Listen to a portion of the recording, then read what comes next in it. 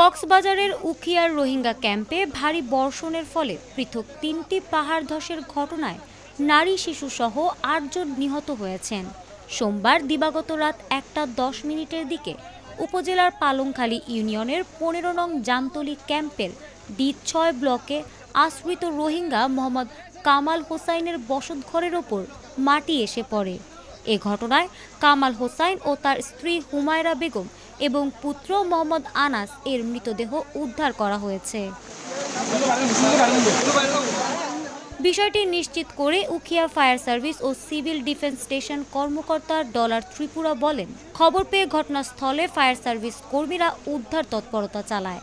৩ জনকে মৃত ও ২ জনকে আহত অবস্থায় উদ্ধার করা হয়েছে।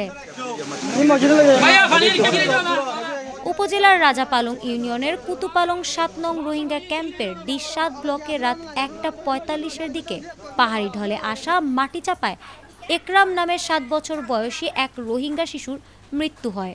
নিহত একরাম ওই ক্যাম্পের মোহাম্মদ রশিদের ছেলে। সর্বশেষ রাত ৩টার দিকে ক্যাম্প প্রশাসন সংশ্লিষ্ট সূত্রে উপজেলার বালুখালী ১১ নং রোহিঙ্গা ক্যাম্পের C11 ব্লকে পাহাড় ধসে নারী ও শিশুসহ ৪ জনের মৃত্যুর খবর পাওয়া গেছে। এছাড়াও আহত হয়েছেন একজন। এ ঘটনায় নিহতরা হলেন ওই ক্যাম্পের বাসিন্দা আব্দুর রাজ্জাকের মেয়ে উম্মে হাবিবা ও তার বোন তানজিনা আক্তার, মোহাম্মদ রশিদের ছেলে মোহাম্মদ রিহান ও তার ভাই হারুনুর রশিদ।